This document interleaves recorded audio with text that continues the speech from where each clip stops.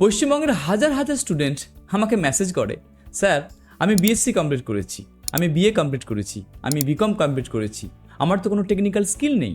আচ্ছা, MR job আমার জন্য কি ভালো হবে? আপনি তো এই সংক্রান্ত ভিডিও বানান।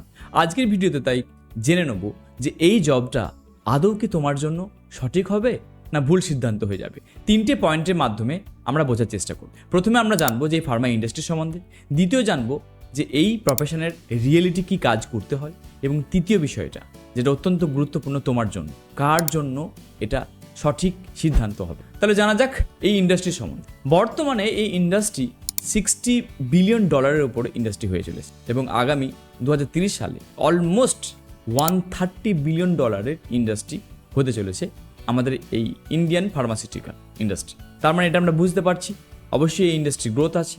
আর সব থেকে যেটা হিডেন একটা বিষয় এই ইন্ডাস্ট্রি সম্বন্ধে, আমাদের এই জেনেরিক ওষুধ বিশ্বের বুকে কিন্তু আমরা অনেকটা বেশি এক্সপোর্ট করি, বিভিন্ন দেশে ইন্ডিয়া থেকে আমরা এক্সপোর্ট করি। তাতে ইন্ডিয়ার ফার্মাসিউটিক্যাল ইন্ডাস্ট্রিকে আরও বেশি মজবুত করছে। কিন্তু প্রশ্নটা হচ্ছে, ফার্মা ইন্ডাস্ট্রি তো গ্রোথ করছে, এবং এই গ্রোথ করার পেছনে যে সোলজার আছে, যাদেরকে ডক্টরের কাছে মার্কেটিং করতে হয়, কথা বলতে হয়, তারা হচ্ছে মেডিকেল রিপ্রেজেন্টেটিভ। তাহলে এই প্রফেশনে কেউ যদি বলে যে আসবো, বর্তমান জায়গাতে একটা যদি আমরা ন্যূনতম স্যালারি দেখি, স্টার্টিং স্যালারি এখন 18 থেকে 20 হাজার। যে কোনো একটা মাঝারি কোম্পানি বলি বা স্টার্ট আপ কোম্পানি বলি, বড় কোম্পানির বিষয়টা আলাদা, আমি এই স্যালারি নিয়ে যাচ্ছি না।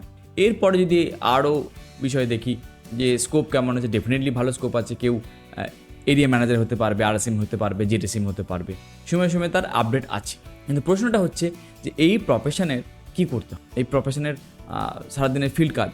প্রথমত এই প্রফেশনে যখনই কেউ জয়েন করবে, তাকে নিয়মিত 10 থেকে 12টা ডক্টরকে কিন্তু ভিজিট করতে হবে। এটা কিন্তু অনেক সময় কিন্তু চ্যালেঞ্জিং বিষয় হয়ে দাঁড়ায়।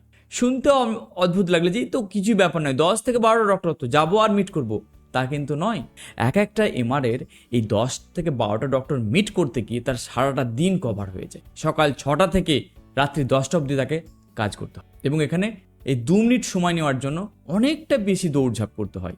তা বৃষ্টি হোক, তা গরম পড়ুক, তা শীতকাল হোক, এসব কিছুই মানা চলে না, শুধু ছুটতেই হয় ডক্টরের একটা মিটিং শিডিউলকে সঠিকভাবে ভিজিট করার জন্য। এবার এত কিছু পরিশ্রম করার পর যেটা হয় এই প্রফেশন, মানসিক এবং শারীরিক প্রেশার কিন্তু অত্যাধিক।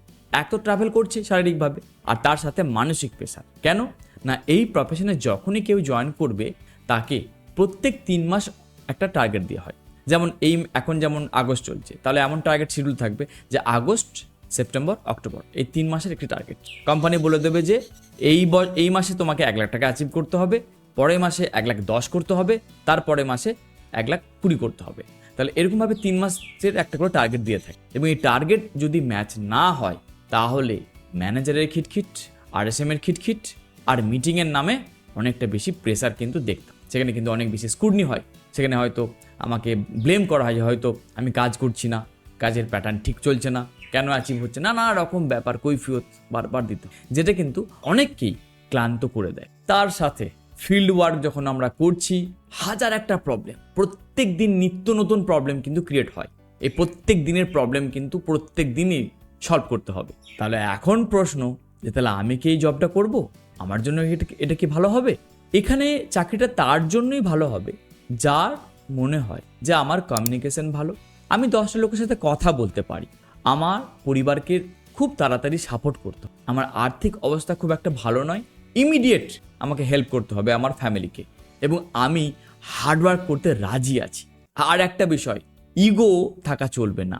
রিজেকশন চারিদিকে, ম্যানেজার বকবে, কেমিস্ট শপে যাব সেখানে বকানি খাবো, ডক্টরে অ্যাটেন্ডাররা বকানি দেবে, চারিদিকে বকানি আর বকানি। তাহলে এই এত বকানি সহ্য করার পরও আমাকে কিন্তু হাসি মুখে কাজ করতে হবে। তাহলে ইগোকে সাইড করে যে আসতে পারবে, তার জন্য বলবো এই প্রফেশনটা ভালো।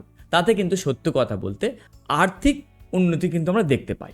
এবার কার জন্য এই প্রফেশনটা নয়, যে মনে করে যে আমি ওই সেলসের প্রেশার নিতে পারবো না, আমি ডেস্ক জব পছন্দ করি, আমি এসিতে বসে কাজ করব, তার জন্য কিন্তু প্রফেশনটা নয়।